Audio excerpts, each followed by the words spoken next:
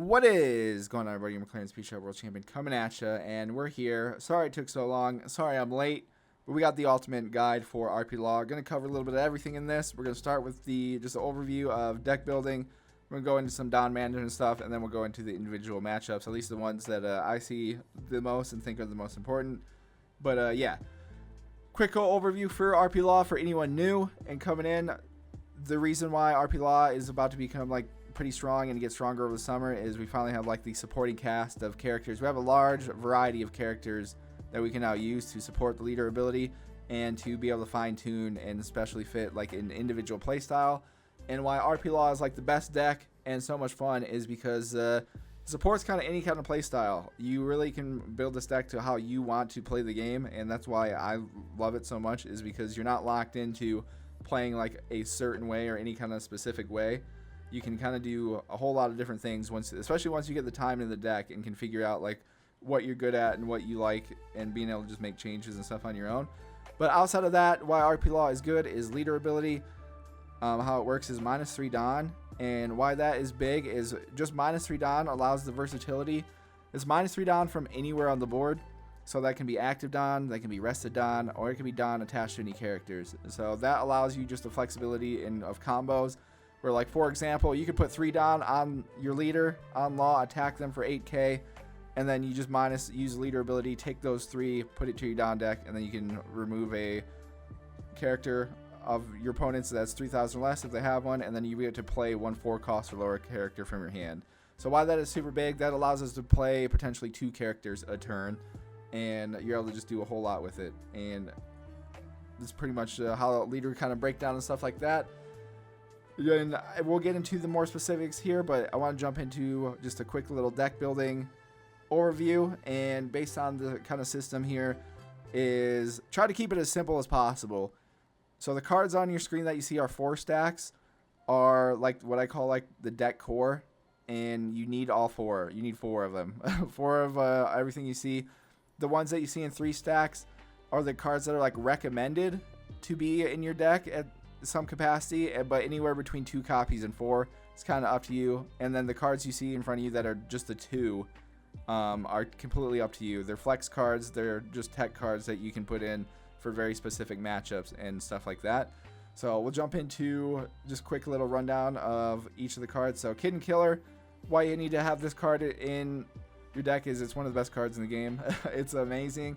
It is our go-to end game combo, with being able to attack and then use your leader ability to then bring in Kid and Killer, because they're, again, your opponent 2 life or less, they're going to be minimum 7k attack, and that finish is amazing.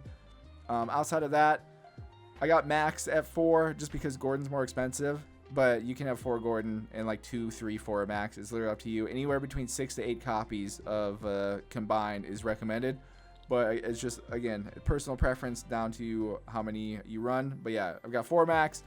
And then we'll get to Gordon here and stuff in a second. Outside of that, Blocker Kid. Blocker Kid is kind of like the main sort of like anchor of this deck. You kind of want to play around getting him out as much as possible, because he gives us a Don back and is harder for decks to remove because he's 6k and 5 cost. So pretty good. Then we're into Ray, who is also a staple now because she fixes the main issue that we had, because playing RP Law, certain turns you may be dropping 3 cards a turn. So you may be dropping a character, then dropping a Gordon or Max to remove, and then bringing in another character from your hand. So that's 3 cards from your hand gone. And if you don't have a way to replenish that like consistently, you can just burn out of cards in hand, and then you're only going to have 1, 2 cards in hand, and you can't really do anything. So fixes a main like a core issue that the deck had, and is why, again, the deck is so much better now. And then into the boys, why they're so great is because early turn, again, we're the only deck that can use their ability. If you have 3 Don or less on your field, you then get to get 2 rested. And why they're so great is because our most efficient Don number is like 6. So if you have 6 or less Don on the field and then use leader ability to bring them in, you're always going to get the 2 rested back, because you'll go from 6 to 3, and then you bring them in, you get 2 back, and it's just super, super nice, especially early game combos with like Ain, Bon Clay, who we'll get into, being able to hit them as well. It's just very, very, very nice. But then, yeah, into the 3 stacks here, we have Otama. So again, anywhere between 2 to 4. Otama is pretty good against Moria and in the mirror, and then also 2k counter, which is pretty nice. So depending on your overall 2k counter situation, which I feel like you want to have probably like 10 to 12 overall 2k counters, like at the minimum, and then just kind of go from there. But yeah, Otama, pretty decent, anywhere 2 to 4. Then we have Shiraya. Shiraya is great in specific matchups like Black Yellow Luffy and Yamato will just straight up win you those matchups. So same kind of thing, anywhere between 2 to 4 based on what you feel and what matchups and stuff you face and stuff like that is what I'd recommend. And then yeah, Gordon or Max, anywhere between 2 to 4, and then the other one just have 4. Bon Clay. Bon Clay is super, super good. The more Bon Clay, at least right now, that you have, the better. The only reason I have Bon Clay is 3 is because the price is crazy right now, and it's just a hard card to get. So for some of you, it may not be an option. So we just have it here at the 3 stack. But personally, if you have 4, you're probably looking pretty good. But we'll get into some other options if you don't have a way to get Bon Clay. Then we have Queen. Queen's decent because of the card draw. So if you want the extra security of having card draw, I recommend anywhere between, again, 2 to 4 of Queen to be able to make sure you can consistently draw cards, especially if you don't see Ray. Then we have Ain. Ain is pretty nice as well, especially like you need to have Ain if you don't have Bon Clay. So super recommend that. And Ain is, the only downside to Ain is you don't get no counter. But outside of that, very, very good card, and again, harder for like in the mirror and stuff for them to remove. So let's jump into the tech cards options. We'll just start at the top here. So Chopper. I personally like Chopper because the 3 cost 4k cards are very interesting because they are like info check cards is how I personally refer to them, whether it's in our deck or like the black decks that run Brook. And what I mean by that is they are like kind of easy to remove, but your opponent has to still spend a resource to get rid of this. And if they decide then to not get rid of it, they're giving up. Again, next turn you can use their ability to get pretty much remove something in Chopper's case. So 2 down on, because that means why that's dangerous is because you can use Chopper's ability to minus 3k to something, but then you're also attacking minimum 6k. So you're either attacking their leader for 6k or a rested character for like 6k, and that's why Chopper's pretty good. But also too, early game, again, the 3 cost characters that are 4k you can use as info reads and for potential protection against later on for cards to be removed, because if your opponent has to remove one of the, like Chopper, or we'll get to Zoro here in a second as well, that may potentially just save, you know, the next turn from one of your characters getting removed. So that's why I personally like having either like Chopper or Zoro in, just because you put your opponent in a weird spot where they remove it, take the risk, especially if they don't have more removal, or they are forced to give you either removal with Chopper or a Dawn back with like Zoro. So that's why I like that. But yeah, now we'll jump into Sanji. Sanji's literally just in here for Enel, just straight up. If you play against a lot of Enel and you're worried about that matchup, I recommend at least like 2. Just because what Sanji does, it allows us not to get hand starved against Enel, and we'll get into that more when we get to the matchup. But basically, Sanji allows you to take one of your own life, and in that matchup, it means that Enel can't then just drop their on-play cards and KO any of your 4 costs and stuff, because once we go from 4 to 3, all of our 4 costs are safe, and then if you go down to 2, then your 3 and 4 costs are safe. So that's what Sanji's for. If you play against a lot of Enel or are worried about Enel, recommend that. Then we jump into Zoro, and I think at least for right now, until the bans come, I feel like Zoro, you kind of need at least 2 just for Sakazuki, because Sakazuki, if they see all their removal and stuff, you need some kind of rush to be able to keep pressure on their board or life. So I think at least for right now, you want a couple Zoro, but once the bans and stuff come, then Zoro just turns into like whatever you're feeling. Because if you like playing very aggro, then you're going to want Zoro for the extra rush. If you don't, then you can swap him out with kind of any of the other stacks of 2 that we got. Then into Ace, which is like the control build. Ace is super, super good in the mirror. You drop Ace, you're probably going to win the mirror, unless your opponent somehow has a way to get rid of him. Because why Ace is so strong, 7 cost and 7k. Ace, if you time him right, you can delete 2 of your opponent's characters. So if they have arrested, you drop that down by 3k, and then you attack the rested, and then if they have an active, you can then drop that down 3k, and then use leader ability to still remove something. So that's 2 characters gone. And Ace is just hard to remove, especially in the mirror, because he's at 7k. So that means that's 2 cards. That's a Gordon and like max. You need 2 of them, or like a combo of a Gordon, Otama, Gordon, Toy Law, stuff like that. And again, Ace, depending on your playstyle and stuff, may be one of your like main hitters. So you can mess around with stuff like that. Then into the Toy Law here.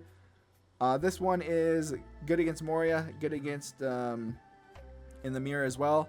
Just because on play, you get to drop something down by 2k. So on the 5k cards, especially against Moria, like their Absalom and Perona, very, very good. So you can then attack them consistently with more as well and save your Gordons and Max for other stuff. And then also too in the mirror, pretty good because again, for like in the mirror, a lot of our cards are like 5k and stuff like that. So being able to just drop this and save like your Gordon Max, pretty nice. Then into Miss Hall Sunday, she's pretty good in the mirror and stuff as well. Again, going first if you drop her turn 3, being able to just get that Dawn back and you get the card draw, very nice. Also has the life trigger, so some of you I know like that as well, just because the chance of hitting it and then getting it is pretty cool. But yeah, in the mirror, pretty nice, especially again because in the mirror you need to pay attention to Dawn on your side and your opponent's side. So if your opponent is burning through Dawn like crazy in the early stages and you can't drop Ray, Miss Hall Sunday is nice to make sure you get the guaranteed like card draw, especially going from there. And yeah, pretty much again another one. This is a playstyle preference and going off of that into Zoro. So Zoro, again, same reasons that I pretty much talked about with Chopper. Again, it's like an info check card. For me, all the 3 costs and like 4k power cards are, because the same thing, you drop it early, your opponent then either has to remove it or they're going to give you Dawn, so they're going to give you ramp, which is where you're able to put your opponent in a tough spot. And for me personally, I like cards like that. Anytime I can make my opponent have to make like a tough decision that could like influence the game, and especially the outcome of the game, is stuff I like.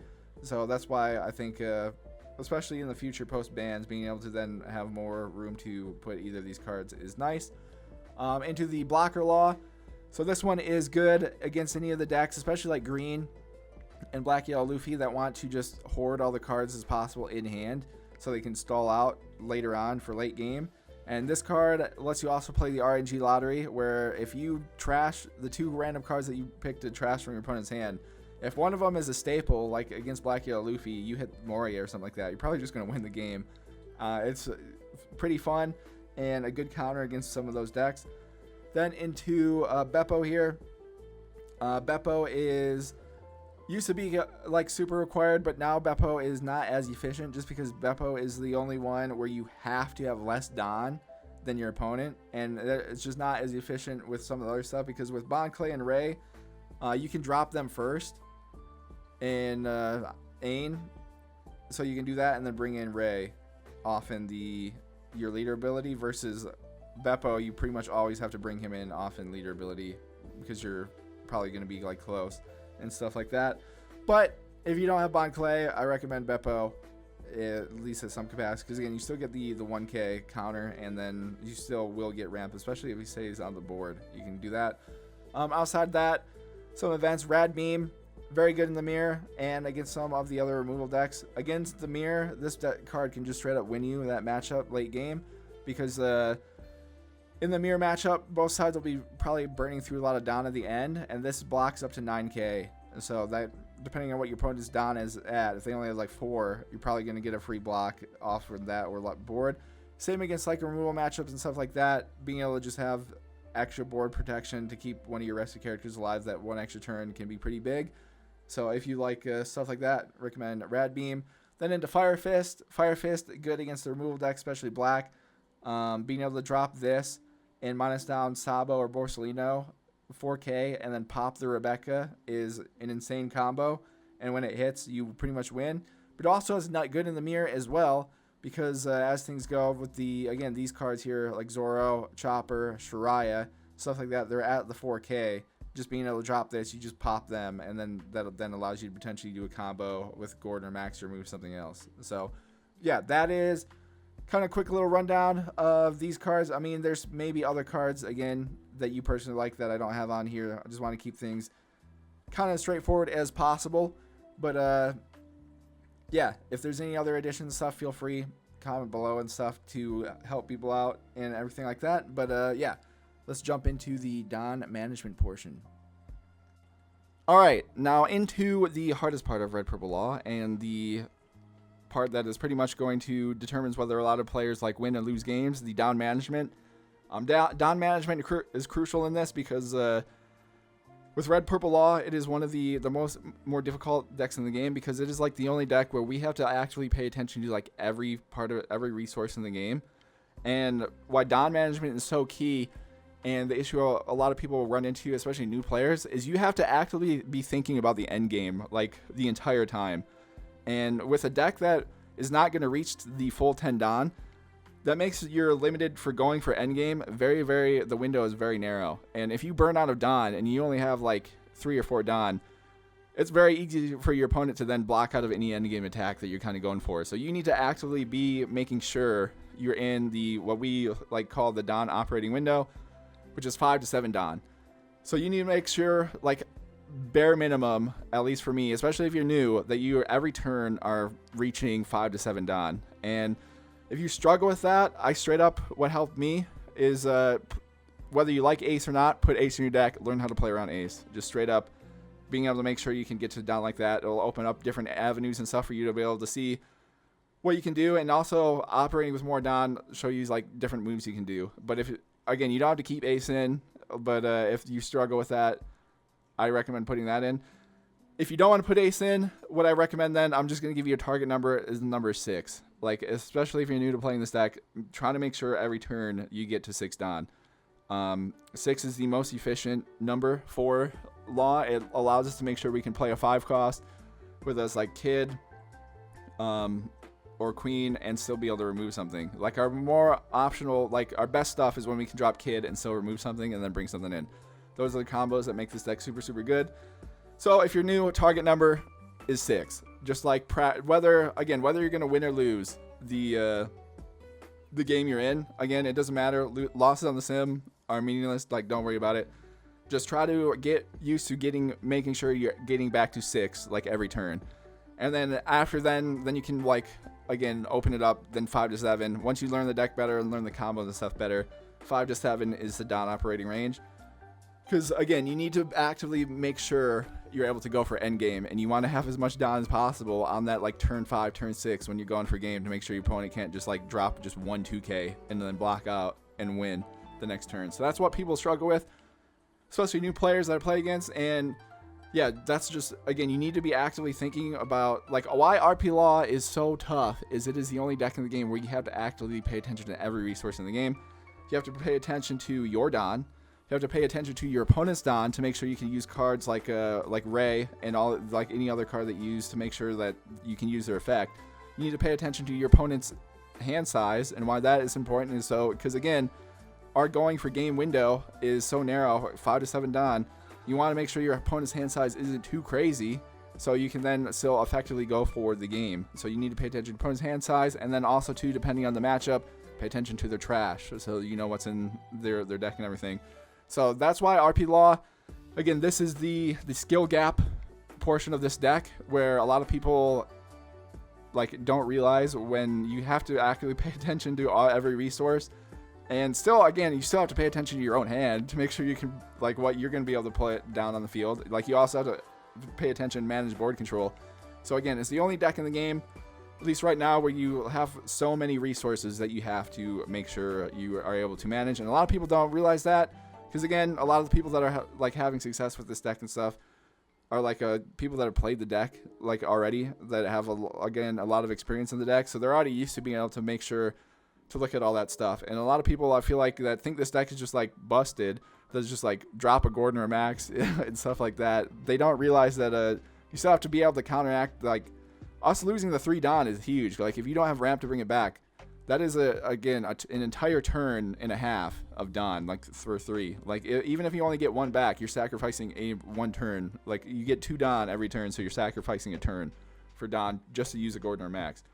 And I feel like a lot of people, especially new people, that as this deck again is going to rise and see success, that people don't understand that. And then when they jump onto the deck, they get absolutely just like put in the blender. They get Kentucky fried because they don't understand Dawn management and stuff like that. Is why this deck again is one of the more difficult ones. Again, people that are more experienced that know what to look for and stuff are going to make using this deck easy. It's like any other kind of like craft. It's like basically it's like, I don't know, NBA players, LeBron, you got Luka. People that put so much time into the deck, they know the ins and outs. They make it look a lot easier versus someone that's just jumping into the game and stuff like that. So again, this is the skill gap portion with Dawn management. So yeah, if you're new, target number 6, just try to get to 6 every turn. If you need a more hands-on approach, then put Ace in your deck. Try to get to Ace, play around Ace, and help you out. Help me out, just being able to learn different lines and different angles and just different ways you can approach. Because again, you have to be actively thinking about endgame to make sure you can like win comfortably. Because you don't want endgame to just be like RNG where you gotta hope like a 5 or like a 6-7k like attack has to hit to win. Because again, if you're going way too aggressive with your leader ability and you're not bringing in ramp to get anything back, you make your opponent, you give all the power into the hands of your opponent where they can then just bait you into specific moves, especially if they have 2k counters and stuff in hand. They can just force you into specific things and you'll just lose. So yeah, Dawn management stuff to cover there. And yeah, let's now jump into some matchups. All right, so let's jump into the matchups. However, before we jump into these matchup stuff, I want to put a little pause and a disclaimer on this section, and pretty much, I guess it works for the whole video. Everything I'm about to explain and everything for matchups, it comes from my point of view, my perspective, and in general, just how I perceive the game. RP Law is multifaceted. There is multiple different ways you can play Law depending on your own play style. So some of the things I'm about to go over and break down may click for some of you, and some of you it may not. And if it doesn't, don't freak out, because again, RP Law can be played so many different ways. So there's just so many different angles and like possibilities, and I can't possibly like cover everything. So I'm just gonna go from my POV. However, I'll give out some resources and stuff for you guys for additional help, because again, I recommend for any of these matchups and stuff like that is to, especially depending on how you learn, like honestly ask yourself, are you a visual learner or are you like a hands-on learner?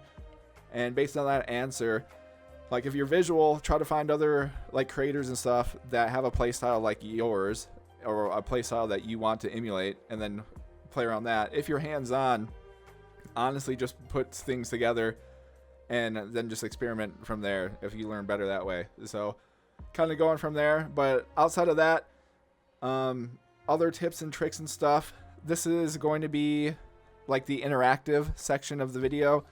I may not say everything because for a couple reasons.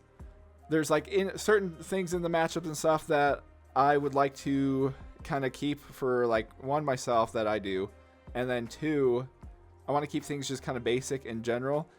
However, for the interactive section of all this, I'll leave it up to you guys, and if you want to leave comments and stuff to help anybody of ways that you perceive a specific matchup or things you may do in a specific matchup, feel free. Like you can comment below and stuff like that. However, 2, I don't want to go over like super in details, because I also don't want to invalidate all the hard work that my OG RP Law players have had for these last like 7-8 months. I don't want to just like go into everything, and because a lot of people that have just been around watching my stuff and then in like the Discord and stuff like that have been putting just tons and tons of time and effort. So I don't want to invalidate all their stuff. So I'll leave it up to them.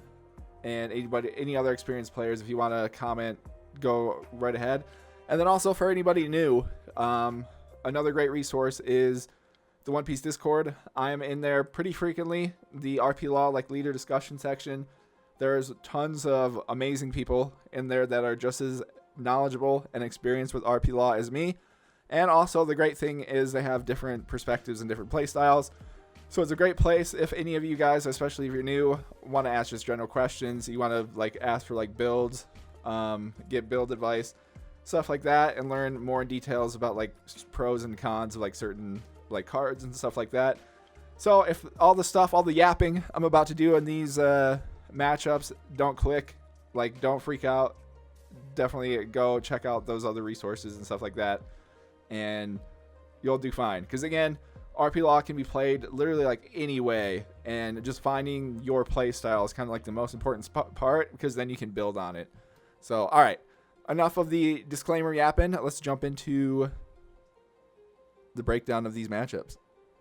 All right, so let's start things off with the number one no drip cop deck, Sakazuki. At this point, this deck's dominated for the last 8 months. Everyone's I feel like probably getting burnt out of it.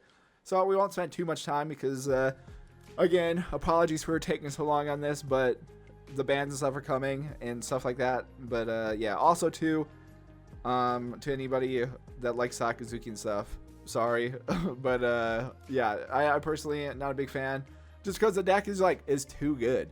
Like if your only goal is to win, then I totally understand why you play this deck. It's the best deck in the game. It's literally like bulletproof. It has everything. Like I can't believe they were like, this deck was dominating OP05, and they were like, let's give them another search, and then let's give them an event card that does Rob Lucci's ability that they can also just search for half the cost. And then on top of that, let's give them the best card in the game. But yeah, I mean, not any of the players' fault, obviously. Like again, if you're looking to just win, I would, if I only cared about like that, I would have probably done the same thing. So no hard feelings and stuff there. But yeah, let's break down Sakazuki. Turn order, you're gonna want to take second, because depending on which version you're playing, whether it's the normal version or the stage version, we need second because we need all the resources we can get. If Sakazuki is seeing all the removal, we need as many cards as we possibly can get to keep up with these guys. So yeah, you want to take second, and I'll get into that in a second. But breakdown opening hand, what I like for it, you kind of need a mixture of everything. It's hard because we have to keep up with their consistency with the double searches and stuff like that. So you need just a little bit of everything. You need like a Gordon or Max. You need some ramp. Ideally card draw. So I would look for like Ray if you can as well. That's a good one. And then potentially like Kid and Killer for pace. Like again, you just need to mix everything.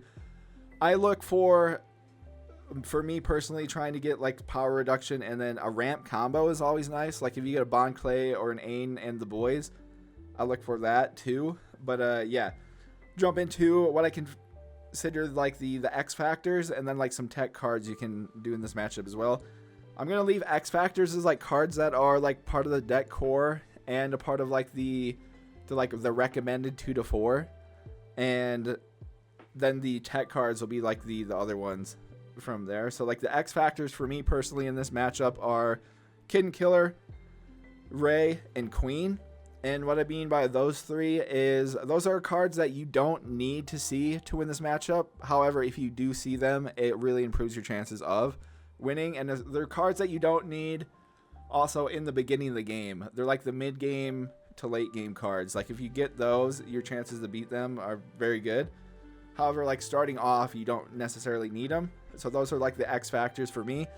Outside of that, the special tech cards, I would definitely consider Rush Zoro, because again, if they're seeing everything, you need a way to keep up pressure on the board and life with like a Rush. Like Zoro and Kid and Killer are pretty big. Outside of that, other tech cards and stuff you can do. There's like a bunch of different options. Like Fire Fist is decent if you are like afraid of like a Rebecca, like a Sabo into Rebecca, or like a Borsellino Rebecca, so you can get rid of 2 to go for a game. That's works for me as well. And yeah, anything around that is pretty nice. And then also too, if you want to just be able to put them in any spot, you could also factor in any of the info check cards, because they also have an info check card. So any of those tech cards kind of work there. But yeah, so breaking down Sakazuki and what you need to do to be successful is first and foremost, if you see this man, Robert, he has to get sent to the bottom of the deck. Like, if they drop this, he has to be sent to the bottom of the deck. Number one priority for sure, because how this deck works against everyone else is even if this guy gets KO'd, they have Moria and Rebecca to just bring him back and to their hand or play him. And that's why it's super tough. And also the reason why we need to take second from them is because it delays them that one extra turn before they can drop Moria. So they, instead of being able to drop Moria turn 4, they have to wait turn 5. So that, because on turn 4, if they're going first, they'd only be at 7. And that's huge. That straight up, depending on how the game flow is going, is kind of where you're able to, if you're able to knock them down life, you put them in that weird spot where they have to then decide between going removal or going like blockering up. So if you're able to put them in that predicament, you're great, and that's why I think second is better. And also too, it makes it so they can't do like a crazy combo with like Moria into like Murakumo or like Hound Blaze, stuff like that, which is pretty annoying. But good news though, against a standard build against Sakazuki, your chances of winning are so much better, because the standard build of Sakazuki, they have to spend 2 cards to remove, while the stage build, they only have to do 1. And what I mean by that is not like the standard build, they would have to use a Great Eruption, because the majority of our cards like 4 cost, right? So if they don't have the stage, they have to use Great Eruption and then Hound Blaze or like Rob or like Brook potentially, and like leader ability, stuff like that. So that's like 2 cards. However, if they have stage, they can then use stage and leader ability, and then they just have to drop 1 card to still clear something, which would be like Hound Blaze or like even just a Rob, just basic, just drop off the first part of their ability. So that's why stage against us is so much better, because for them against us, the stage makes them so much more efficient, because again, only having to drop 1 card a turn and then being able to save their like other cost reduction cards for any of our more important stuff is just not great for us. But however, the good news is against other matchups, the stage doesn't come up too much for them, so they prefer like again these other event cards. So that's where we're like a decent spot, because you won't see stage too much. But against the stage Sakazukis, to me, stage Sakazuki is arguably the hardest matchup, just because if they get this and also just their regular stuff, it is really, really hard. Because again, they're going to be that, if they get the stage up, again, 1 card, they're removing 1 thing a turn minimum, and it's very hard for us to keep up with. Whereas like again, non-stage, they have to have a combo of 2 cards, and if we're able to continuously pump out bodies against a non-stage version, you get that turn where they miss removal and we can jump on them. So outside of that, a couple other pro tips and stuff. They may run Brook. Brook is an info check card, similar to how we can use Chopper or Zorojuro. They will drop this early, potentially, to get rid of, because you're kind of forced to remove this with a Gordon or Max, so that gives them info, and it takes out a Gordon or Max from the game, or an Otama, like depending on what you got. Because we have to get rid of this, because if you leave this on the board, their next turn, because not only may they have KO'd something on play of dropping this, then when attacking, they're going to attack for minimum 5, and then probably also KO something. So then we're going to lose something on the board and also get an attack. So you like have to if they do play around this. Besides that, their other version of that is Kuzan. So Kuzan's one where it lets them draw a card instead of the on play. So you may see Kuzan, but both of those I regard as like the info check cards that they may use early on, just again to try to get out a Gordon or Max from us. But besides that, you just want to go 2 bodies a turn, really, honestly, and that's where it gets tough, because why, again, I think you need to try to go second. If you go first, just attack the 3k with the 3 Don, attack for 8k, and then just play how we normally do. But yeah, recommended from there second. And again, against them, it's so weird because we're one of the better matchups against them, even though it's still not like overwhelmingly in our favor. But we're able to at least contend and compete, which is cool.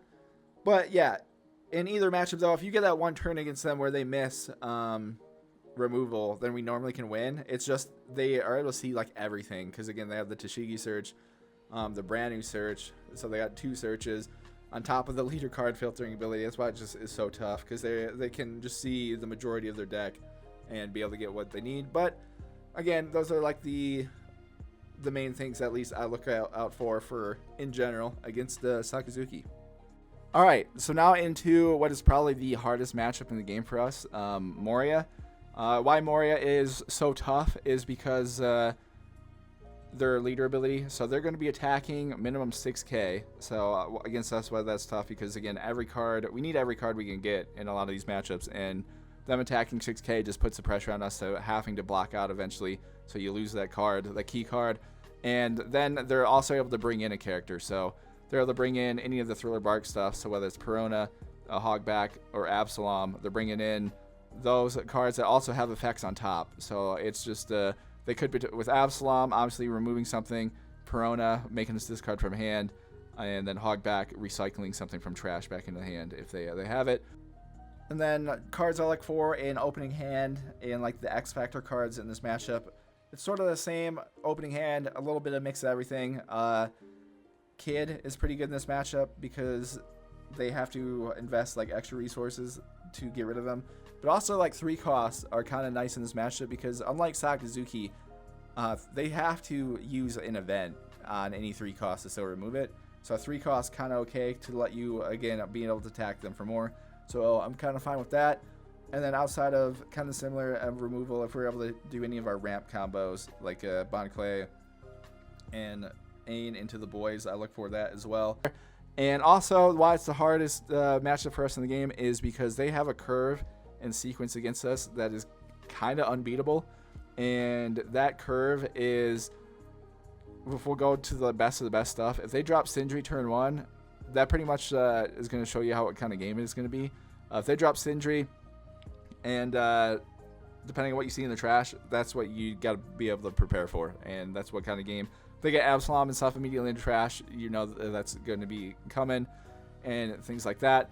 So, but ideally though, if they whiff and they trash all their Navy stuff, or like the 8-cost Moria, then you got a good chance to beat them. So that's like the flip from there. However, against us, they're normally looking for Perona, because you want to. This is like the only matchup where you like have to take first, and it's weird because of a couple different things. Because in other matchups, again, us going second is so good because we get to draw that first card, and it just helps us out. And this one, the reason why we need to take away first from them is because they are able to then flawlessly hit like their perfect sequencing against us, and there's like no way we can play around it. Because if they're going first, again, turn 1 potentially Sindri, but then turn 2 they're playing Perona, and there's just straight up nothing we can do. We're going to get attacked for 6k, and then they're also going to trash a card from our hand. So you're going to get hit for a life and lose a card from your hand, and they're going to have like 5k attacker on the board, and it's just it's really not optimal for us to go against. Because then the next turn, if they're seeing their best stuff, they'll bring in Absalom, KO something, and it just puts you in a tough spot because our resources are already like limited, but they're able to just put us in such a box if they're able to go Perona turn 2 into Absalom turn 3, and then that allows them to do kind of anything turn 4, whether it's like recycle stuff for like, again, potentially Hogback to bring back Perona to get 2k in their hand to play more defense, or being able to play around like Rob or get a blocker and stuff set up. And then turn 5, what they're going to do is they'll drop this, and then if they have a Great Eruption or an Ice Age, they'll combo it to make sure they can delete like anything that we have on the board. And it's just super, super strong because, again, also they're at 5 life, and they run more 2k counters. So unlike Sakazuki, they're going to have minimum 12 with these cards right here. And then potentially what else they may also have things. But the reason why it's even more so than 12 is because late game, if they have Hogback, they'll drop Hogback and then grab Perona back to their hand. So then they can just recycle 2k counter to their hand if they have the Hogbacks and they need to. So it just makes it very, very tough to be able to keep up with them. If they're going first and seeing everything, it is like that one matchup where there's not a whole lot we can do about it unless they mess up. Like if they had like just that perfect sequence. But outside of that though, you're pretty much just playing your game. Prioritize, you have to bottom deck Absalom. Like we just have to, they cannot recycle this card on us at all. If they play it once, you have to bottom deck it. It has to be gone. So certain cards help you out there.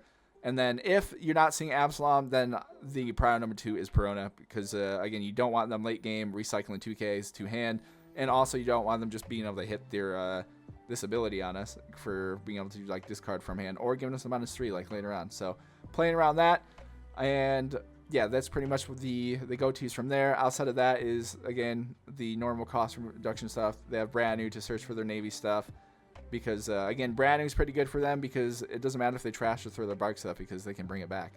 So they use brand new, try to get Rob and stuff like that to be able to do things around there. But yeah, this is the one deck. Again, play around. You have to look. You just look in the trash and you know what kind of game it's going to be. So look from there. A special little thing I like to do in one play, if you are going first, to play around Perona to make sure, because again, against us, they want to go Perona turn 2 and then Absalom turn 3. If you want to go just all out, just lay it all on the table, info read, play, what I like to do sometimes, only if I have the boys and a 3 cost. So like you drop Shariah, if you're going first, turn 2, drop Shariah, and then you use leader ability, bring in the boys to get yourself to 2. You'll have 2 cards on the field, and then you'll only have 4 cards in hand. And why that is big is because, again, turn 2, they always want to drop Perona on us, so that takes away the Perona drop because they can't use the ability. And then you get the ultimate just info, because if they can't do this, they would then play your Absalom, because they would need 2 things. They would have to have Absalom in hand, and then they have to have like a Great Eruption, Ice Age, or Suru in hand. So you get the ultimate info read of what they have in hand, because if they can't remove either your characters that you play turn 2 with Absalom, you know they probably don't have Absalom in hand at that point. And you can just straight up win the game, because what you're going to then want to do is then turn 3, instead of bringing anyone in, what I want you to do is probably just attack them for 5. And then if they take that 5k, like if they take the 5k hit, you're going to be at 4 Dawn. If you still have the boys and leader on the board, literally just go 7-7. Hit them for 7-7, because also, depending if they took the like turn 2, just leader 5k, the faster you get these guys down to 2, the better. And they are also just insanely weak to 7k attacks, like us, because, again, we need to take advantage of their leader ability. They have to discard a card. So they have to discard 1 card to activate leader ability. So if you're able to attack them for 7Ks, even 6s, if you know, like if you see a bunch of 2Ks already in their trash, 6s are good as well. If you put them in a spot where they have to trash 2 cards from hand, on top of then also then their next turn being able to have to trash another card, that's how you can win this game, is to just straight up going from there. And that's kind of my advice. Even if you don't do the strat I just said with like that, any turn you don't see them do removal, just straight up stack up your Dawn and try to attack them for a couple 7Ks. Because again, with our leader ability, you can always bring in 1 character. So you don't have to always pump out 2, especially depending on the state. If you don't have that many cards in hand, you can still always bring in 1. So you can still pyro like a board control, remove something, and then just bring in 1. Because if they don't remove something, then aren't really you can take that gamble where they then have to draw into some way to then remove the next turn. Because again, if you're able to jump on them and attack them for like the 7Ks, even 6-7Ks, the faster we can get them into Kid and Killer zone, the better. Because Kid and Killer just puts them to sleep. Like Kid and Killer is just busted against them and super strong, because we're able to just do so much and just forcibly make them have to discard cards. So the faster you're able to drop them down to 2 into Kid and Killer range, the better. Because then also to just putting them in the spot so they can't drop like Moria and stuff. If we want to force them into have to go like blockers over dropping this and removal, because then we can get them. But again, it is probably our hardest matchup, just because again, if they win the dice roll, they go first. They just have that kind of like unstoppable like curve that they can hit. But yeah, that is at least my experience what Moria looks for against us. Again, turn 1 potentially like Sindri to set stuff up, and then turn 2 they want to go Perona, turn 3 Absalom. But then for us, prioritize, you have to bottom deck Absalom and then Perona. And then outside of that, it's kind of like your choice, whether you want to like save stuff or go from there. Because again, Rob, if they get Rob out, bottom decking that so they can't bring it back to Moria is nice as well. And just kind of going from there. But yeah, Moria definitely the toughest, just because, again, they're going to be an early game, able to attack for so much more, and then also often effects just discard cards from our hand. And yeah, that is... at least for me, some couple brief tips of what I do in that matchup. Okay, and then on to Enel. And Enel can be one of the trickier matchups just because we have to play them completely different than we play anyone else. And also, before we jump in, you can notice that I've got more than like the 50 cards. Instead of just jumping around to a bunch of different deck builds, I'm just going to put in some like common cards and stuff that, at least that I've seen from versions I've played, stuff like that. Again, the numbers might not be accurate, but just a general idea, just so I can give out some like pointers and stuff. But yeah, NL is very tricky, but it can be very, very scary because, again, especially if you're new, because RP Law is tricky because, and a lot of people struggle with it, is because we don't have a go-to setup. RP Law is about taking away the setups of our opponent and needing to adapt to how they play against us, like specifically. And a lot of people, I think, struggle with that because they think they can play the same way against every leader, and that just doesn't work out. But the good news, though, with NL, it is a matchup with, over time, the more reps you get in, the easier it becomes. And now for me, NL is kind of fun because it is so unique. I kind of enjoy it. It's just a very, like, no other matchup against any other leader is going to come anywhere close. And then also, too, with NL, you're going to know the type of game it's going to be literally turn 2. And turn 2 gives you all the information for pretty much to give a guesstimate of what is in their hand and stuff like that. So where we want to start is NL is the reason we have the 2-cost Sanji, and the reason some people put it in. If you play against a lot of NLs, I would recommend, again, Sanji, because there's a card that is literally just for this matchup, so you cannot get hand starved. And what I mean by that, I'll get to in a second. But besides that, if you don't run Sanji, what we're going to do is opening hand. For me, you're going to want like Ray, ideally. Then if you can get either a queen or a kid, probably queen a little bit better, just to get the card draw going. Because in this matchup, we need card draw. And if they go for the hand starve strat, Ray, queen, and anything that allows you to draw extra cards is a huge counter to that, and it will let you win the game. So for me, the X factors as well are going to be Ray, 5C kid, and queen.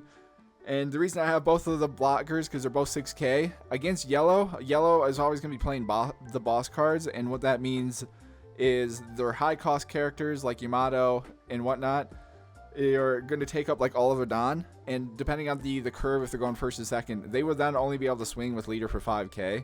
So if you have a 6k blocker up, that's just a free block with on them or any other characters that they have or 5k on the board.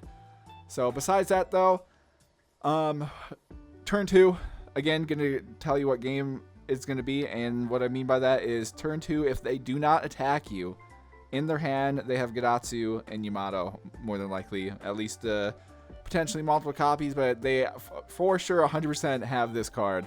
If they don't, then they're playing crazy.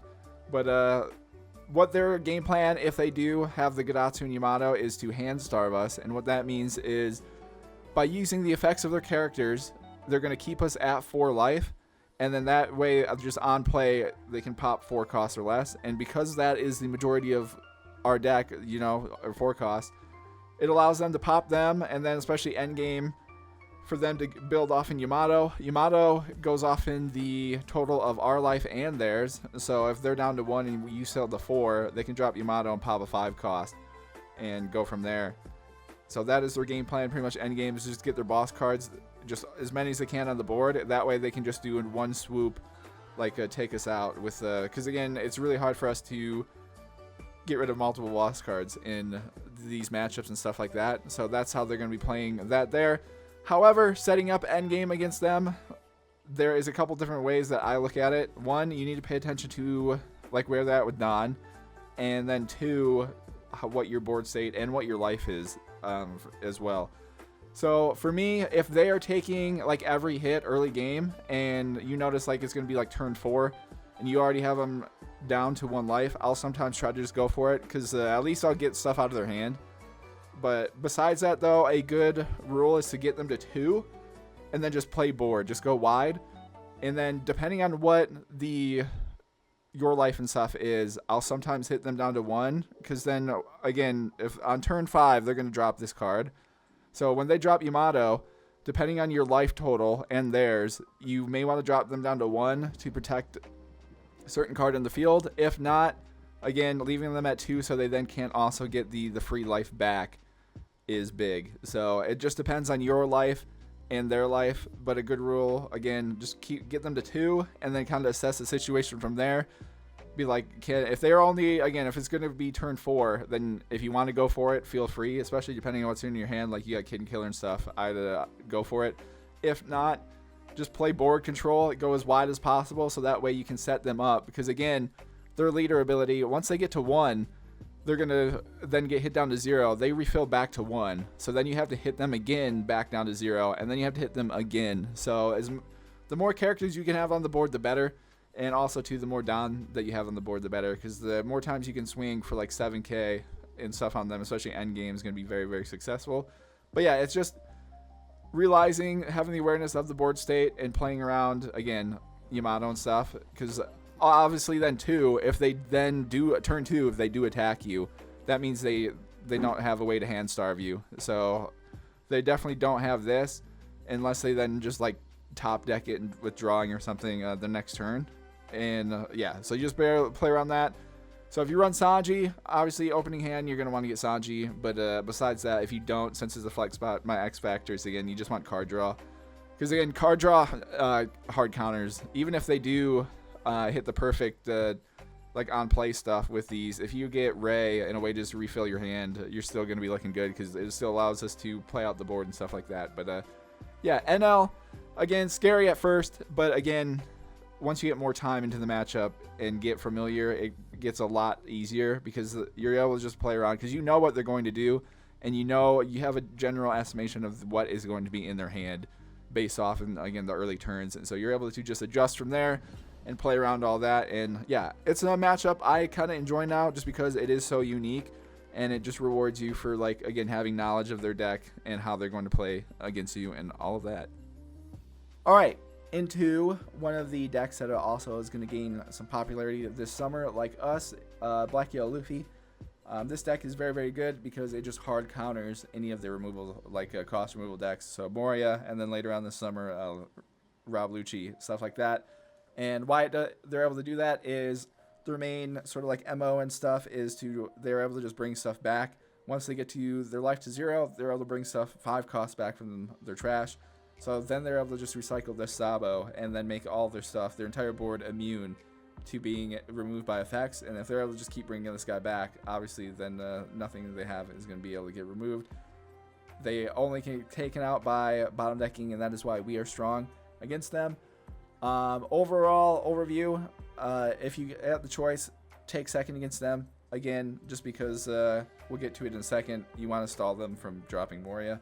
And also, you don't want them to get like cards in their hand, because they're going to get as many cards in the hand as possible, because 1, they have to discard a card for ability, but 2 is they need to stall things out. So the more turns they get at 10 Dawn, the higher chances they are to win. So that's why you want to take second and stuff, so they don't get the cards to stall you out later, and so they can't just get as many turns as possible at 10 Dawn. And also, too, again, in this matchup, us getting that extra card is very, very nice. But outside of that, the cards I look for in the opening hand and your X factors are Shiraya. Shiraya just straight up wins you this matchup.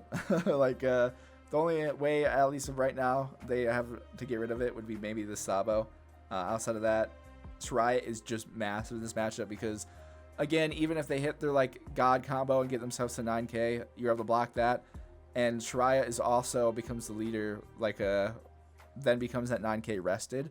So then they would have to spend even more to attack, like to get rid of Shiraya. And then as soon as your turn comes around, Shiraya is then able to attack them 9k minimum if they're boosted up, or 7, like whatever they're at. So Shiraya wins.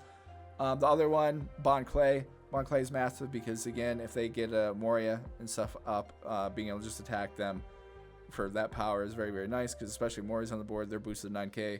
Bon Clay is then able to attack 9k.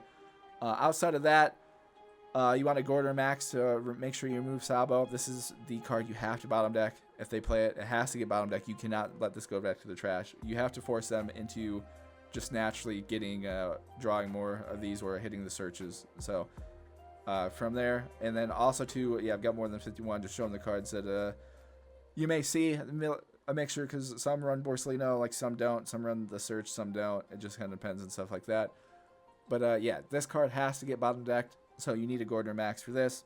And then outside of that, the other one is the Blocker Law. So if you run Blocker Law is great. in this matchup because, again, they need to get as many cards in hand as possible to stall this out late game. But if you drop the blocker law, you then put it up to RNG. And if you're able to trash this Moria or like one of the baby brothers at a key point, you'll just straight up win. Just win the game. So that's why those are the cards I look for if I'm running them in this matchup. Because outside of that, what they want to do, they want to go down to 0 life and playing around, setting up endgame. You have depending on, again, the board state and what's in your hand, stuff like that, you want to leave them at minimum 1 and then potentially 2. Because you want them to force them into having to drop the Makino or any of their cards to get rid of their last life. So that way they can't then just obviously... Because for them to use leader ability, they have to put 2 Don on. So you want to them also force them off and like being able to do anything like Don efficiency wise and force them into having to drop these cards. Because also it gets the 2k counter out of their hand. And that's why we want to do that. So leave them at 2 or potentially 1 if you're feeling like risky that they may or may not have something like that. Especially if they've already played one potentially. You can go for that. And then also, it's just kind of up to you. Because if you want to just go for it, you can. Or just play board, leave them at the 1-2, and go from there. The only times I run into trouble against them is if they're able to hit Moria multiple times. Because how Moria works for them in this deck is they'll drop Moria, and then in their trash they'll bring back any of the 2 baby brothers, and then that immediately then allows them to use the leader ability to, and then easily put the matching 5-cost brother with the whichever ones they drop, and then they're going to be boosted to 9k. Base, and then they'll have the 2 Don on, so then they're attacking us for 11, and then they'll be 9k rested. So that is how they operate with Moria. So for me, the troubles I run to is if they're able to do that, and then the only other times where it gets tricky is if they're able to hit a baby brother combo like earlier than like early mid game. If they're able to, if they drop Makino and then they have like an ace, they have a Luffy or Sabo like in there, and then they have the corresponding like matching brother that they're then able to drop to boost them to 7k early. That's where I run into issues, because then you have to kind of like be alert to play around and stuff like that. But yeah, Hiyori's the other way they're able to set that up. That's the only times I run into. It's a matchup, again, seems scary and stuff because it's different, but once you get the reps in and learn how they operate, it's becomes pretty straightforward. Like if you have the stuff, you're going to beat them. Like, again, you get Shiraya, you have the Gordon Max, make sure you get rid of this. And then especially if they don't get another one, you're probably going to beat them. So, yeah, it's definitely a matchup you'll probably see more and more this summer. But, yeah, it's pretty fun. It's one I enjoy. It's like, because it's different. And it's just being able to go around, play around. Like, should I knock them down to 1? Should I leave them at 2? Stuff like that is pretty cool. All right, now we'll transition into... We'll go a little bit quicker on some of these other matchups because these are some that you may see a bunch of, you may not, depending again on your like environment and stuff like that. So we'll start with Yamato here. Yamato's tricky just because it's a little bit scary to play around because they have double attack. However, they are very, very one-dimensional. And once you get enough knowledge into this matchup, it literally just comes down to you know what they're going to do, and it just depends on in your opening hand and stuff if you have what it takes to stop it. So in this matchup, you want to go first because you don't want them turn 2 to just throw 3 Don on and then just attack you, just straight up 8k off the rip. Because unless you have like 2Ks in hand, it's going to be hard to block that off like immediately. And that also allows you, if you go first, turn 2, you can drop like Shiraya or like a 3-cost blocker and stuff like that. And I also like, if I run Rush Zoro, I kind of like dropping Rush Zoro and attacking them there, because then that way, if they decide to attack me directly, they're leaving Rush Zoro on the board, so then the following turn I'm going to have minimum 2 attacks on them. So stuff like that is what I look forward to. And yeah, opening hand, you want Shiraya just straight up wins you this matchup, so big time X factor is Shiraya. Outside of that, just any blockers like 5C Kid, Queen. If you run Blocker Law, you run Chopper, any of those. Because if you don't get Shiraya, the other blockers work great too. Because then you just need to put out like 1 a turn, and you can straight up just sack them to protect your life. Because we're always going to be building out board anyways. So if you just do that, you'll be pretty well. Or if you have a super defensive build, just make sure, because they're going to try to drop this for endgame Hody Jones, which lets them rest 2 characters. So if you have 3 blockers up, it takes away their ability to do that. But also, too, playing around your life, if where you're at life-wise, If they drop Hody Jones for 7, that means they only can attack with leader for 8. So if you have the counter in hand, you can play around that as well, because their other part of their ability, they get you down to 3 or less life. They'll use that, and then they'll attack with Hody for 10. So it's, I don't know, it's a tricky matchup because if you don't get the blockers, then you're in trouble. It's like, but they're very one-dimensional again. If you do get the blockers, you're gonna beat them pretty easily. But yeah, try to take first from them, just to put the pressure on them for their second turn to either make them want to. They either got to attack for like 9k, or they're gonna try to set up like potentially like Ohm into Holly or something like that. So just put the pressure on them where they have to choose between attacking for a bunch or playing out characters. Because once you're able to get go wide with the board, then you put them in a really, really tough spot. Because outside of a lot of other stuff, once you get their hand down, it's not a whole lot they can do. And we're just overwhelming with swings every turn. Because again, if they're playing super aggressive just with leader, that means they're not putting any characters on the board. So after a couple turns, we may have 4 characters on the board, so we're attacking them 5 times in like 1 turn. So again, Yamato, another one tricky at first, but just blockers. Just put up 1 blocker turn if you can in the early stages, and then just play around it just from there, depending on how things go. And then Hody Jones is just the tricky one. If you think Hody's going to get dropped, just try to play around that.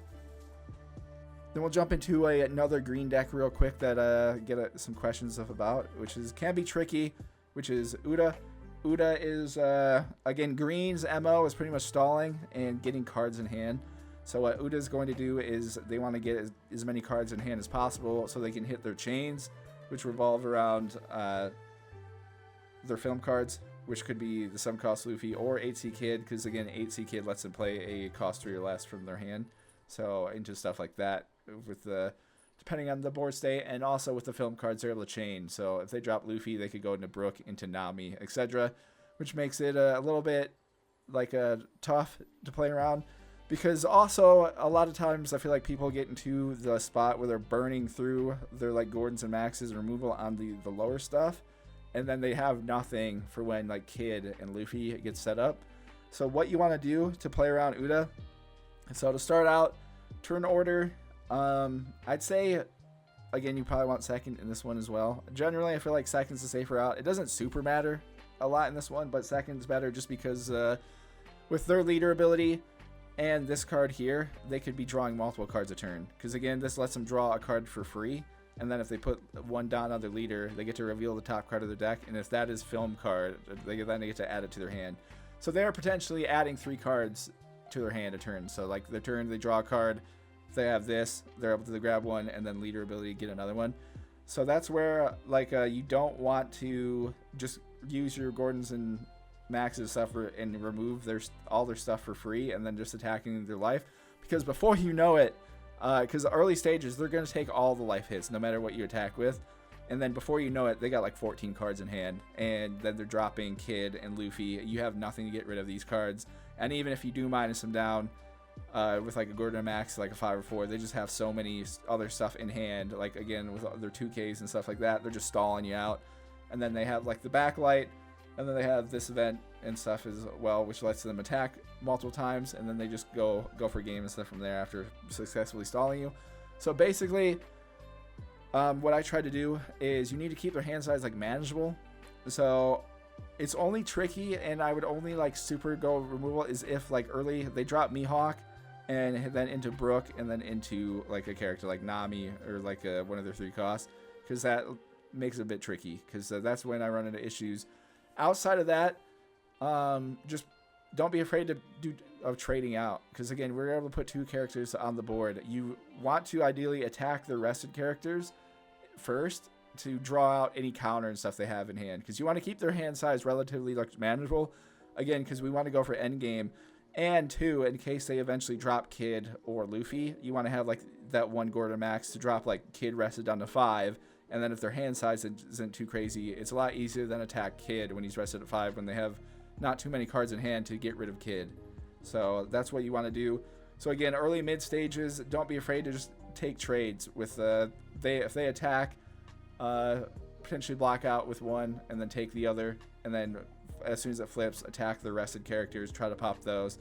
And then depending on what your Gordon Maxes, Otamas, stuff like that in hand, you can still remove one, but don't be like too worried, because again, we just need to make sure we have something to get rid of one of their big things at the end, so that way we can just pop them, and then you just don't want them to get double-digit cards in hand, so they can then just, again, stall out once they do drop these. So that's at least what I do for Uda. Again, just kind of play board with your characters, because you don't have to, in this matchup, use leader ability. Like, again, you can use Adon to attack their characters rested more, and just try to get cards out of their hand. Like, if you get one turn where you can get a good amount of cards out of their hand, like, even if you know you could probably remove something, like attacking at 7 on 5, don't be afraid to just, if you have a bunch of characters on board, just attack like a couple 5s, get a couple cards out of their hand, and then you can go for it, and stuff like that. But, yeah, that's what I look for Uda, and, yeah. Alright, and then keeping things going, another one of the green decks. With this one can be tricky, because the leader ability is Perona. How Perona works, and their leader ability is once per turn they're able to rest a 4 cost or less, or give -1. And why that is tough against us is because a lot of our cards are 4 costs, so they're able to pop stuff. But against them, I'm going to be honestly, honest, just win the dice roll and take second from them. If you go second against them, you're going to have a great time. Their deck, they need to go second, because knocking them off in that means they can't use leader ability combo into a Ryuma and stuff like that, into Brook, X-Drake, and then Moria. Being able to put them behind, and then also too with Doflamingo, that making them have to wait an additional turn on that is huge, because against us they have to see everything, because if they miss that one turn where they don't remove something off an effect of Ryuma and stuff like that, we're just gonna overwhelm them really quick and be able to swarm them. So that's why if you're able to take second from them, it's pretty good. Key cards I look for against them, you definitely want a Gordon or a Max for them, because their key cards are all 6k. So Ryuma is a must. We want to make sure we bottom deck that, and make sure we, for Sabo and then X-Drake as well for the mid-game stuff, Borsalino is going to be a 6k. So those are the ones that you need Gordon or Max for sure in this matchup. Outside of that, just ramp. Being able to hit a ramp combo is really nice, and Rush is good too, but I feel like your 5 cross blockers with Kid and Queen are probably the X factor I'd look for the most. So yeah, Gordon Max you want to get, and definitely Kid and Queen very good as well, just because it makes it so they can't just rest something. If you got Kid on the board, they have to combo, use something else, and then be able to rest it and then use effects. So especially if you're able to knock them off from being able to go second, so they can't do any other 2-card combos and stuff like that. It's pretty good, easy way to beat them. They may get a little bit more tricky in the future. In OP07, there's a Wano Perona coming. It's sort of the same idea though. How to beat them is just kind of play board and play around their drawing stuff. But if the Perona becomes a big issue later on in the summer and gets popular, we'll address it then. But at least right now, not something you need to super worry about, just because they get probably don't see too many of them, because they get smoked by a lot of the other decks that run anything boss cards wise that are able to get a bunch of stuff out, because then they can't use their ability that much at all. So yeah, Perona, take second from them, probably going to win. Outside of that, if you just get a turn where they can't remove something, you're probably going to win. And it's only tricky is if they, again, see all their perfect stuff to be able to drop the Ryumas into the X-Drakes, and then drop Doflamingo to rest to keep all of our stuff frozen. So that is what I look for there, and how I play around Perona. Okay, and then on to Whitebeard. Newgate is another leader that can be pretty scary, especially one that if you don't see it a bunch and then it pops up, you don't know what to do, because just like the other leaders, they're unique, and we have to play them in a very unique way that is different than any other leader that we're going to face, because one, they are a 6k leader, so you have to attack them for more. So the normal strategy of pumping out 2 characters a turn is not very effective against them, because then normally on other matchups against 5k leaders, we can still swing for that 5k.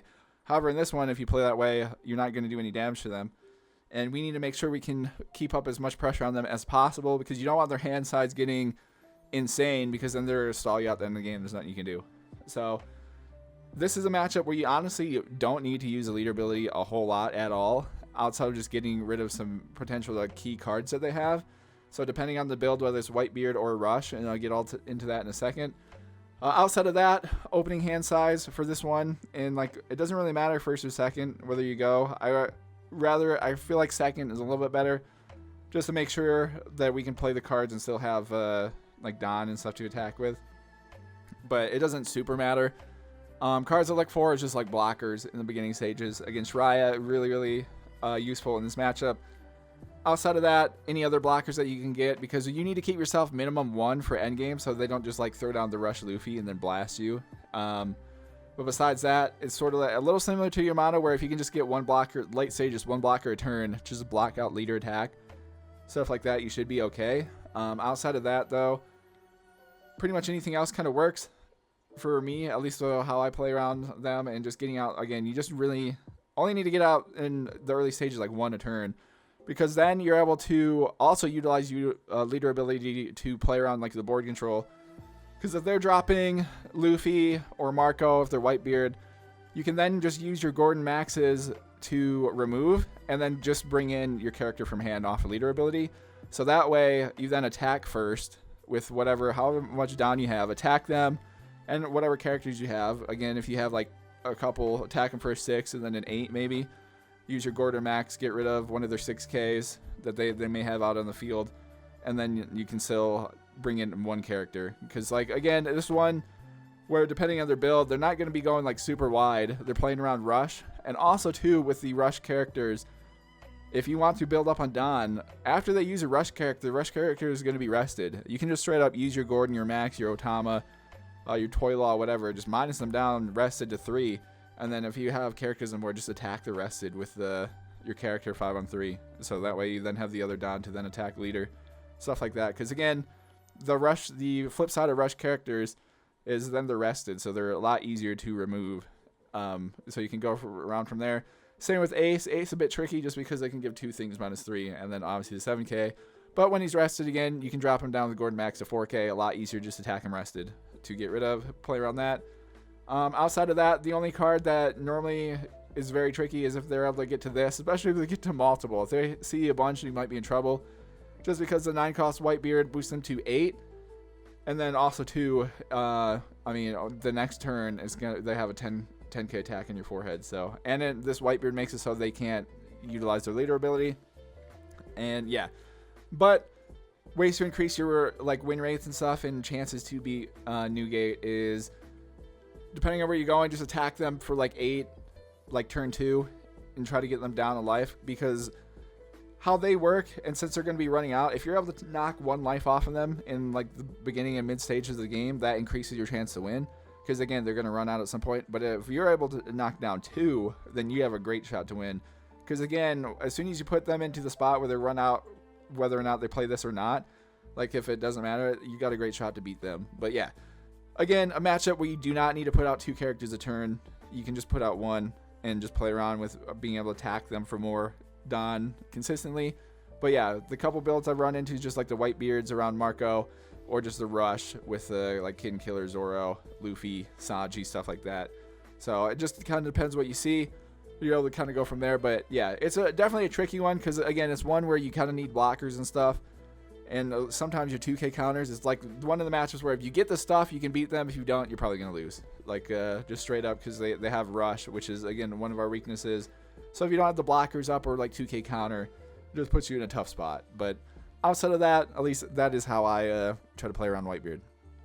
All right, and to wrap things up, let's go over the mirror matchup. The mirror, I have a very super, like, love-hate relationship with because when both sides see like an equal amount of stuff, the mirror is awesome because it's actually like you get to be tactical and stuff like that. However, in the mirror, there's like a couple of like gotcha cards, and what I mean by that is like cards where if one side sees 1, it greatly increases their chance to win, and then if one side sees more than 1, they pretty much auto win. And in the mirror matchup, the gotcha cards are definitely Kid Killer and Ray.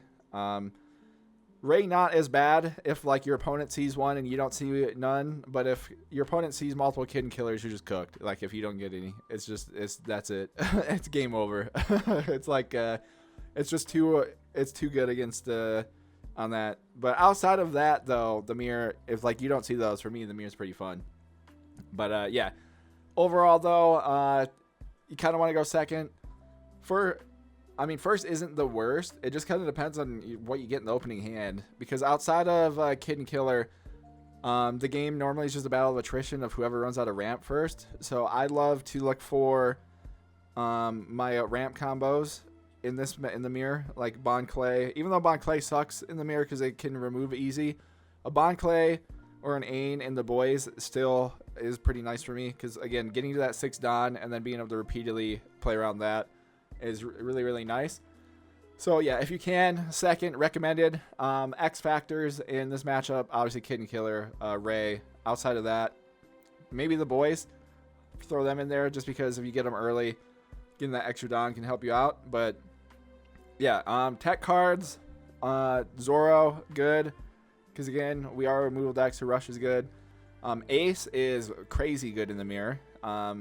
If you play around Ace in the mirror and you get Ace, you'll just kind of win, just straight up. If your opponent can't then immediately remove Ace, they lose.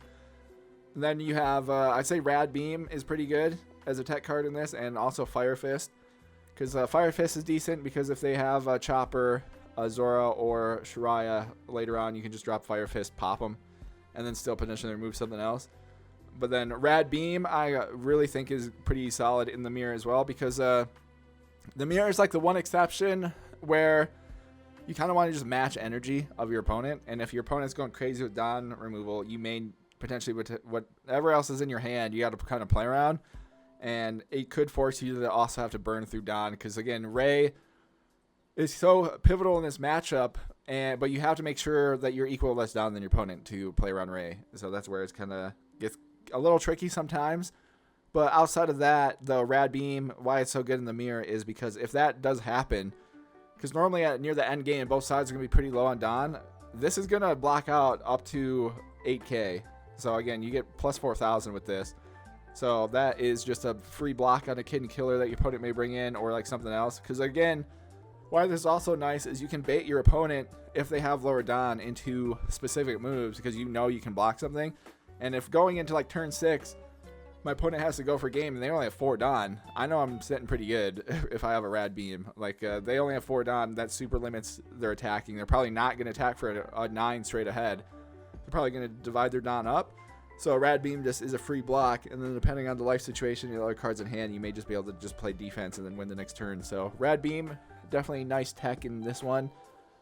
But yeah, besides that, it's just, yeah, I don't really have a whole lot of playstyle advice. You just play it kind of normal, and then it's just as soon as somebody misses a turn, I guess information wise, if your opponent misses a turn where they don't have power reduction and don't remove anything, then that's huge, because then you won't know, then you automatically know they don't have a Gordon or Max.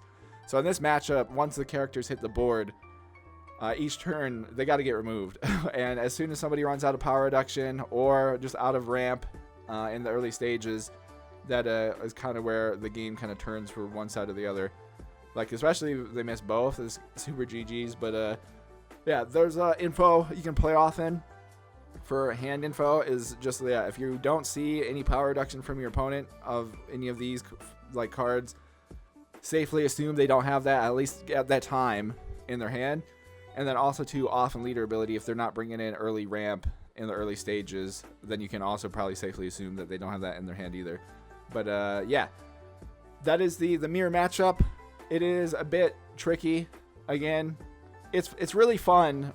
Again, outside of the Kid and Killer spam, I enjoy the mirror. But when one side just sees, like, if one side sees 2 Kid and Killers and the other side sees none, it's over. There's like nothing you can do. That's why the mirror then sucks. But outside of that, the mirror can be pretty fun, because I just like being able to like try to put my opponent in like tactical situations, stuff like that.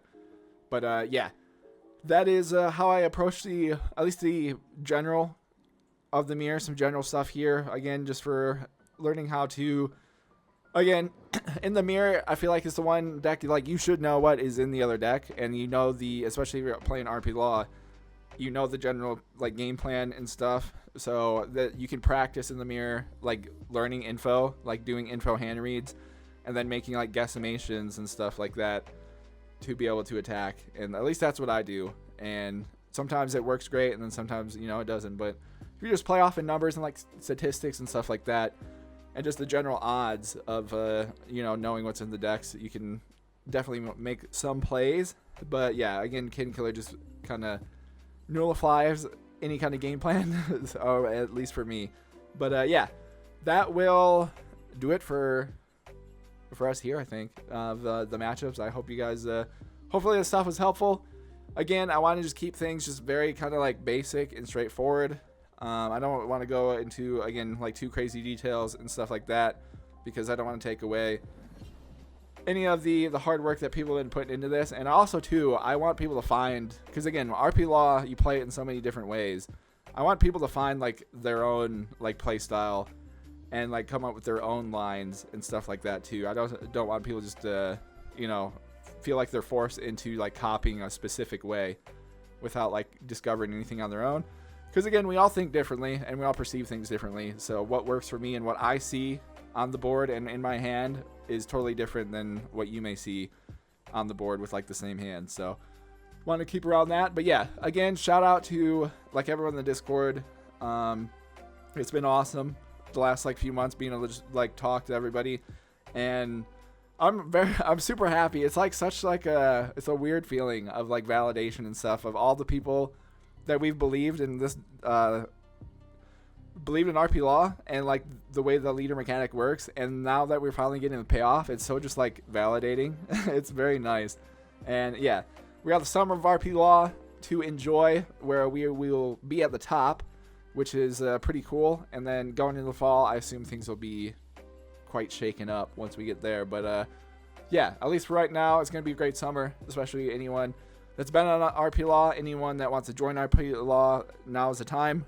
And yeah, shout out to everybody. Thank you guys for all the support over these last few months. It's been incredible. I've been having a lot of fun, and I'll see you in the next one.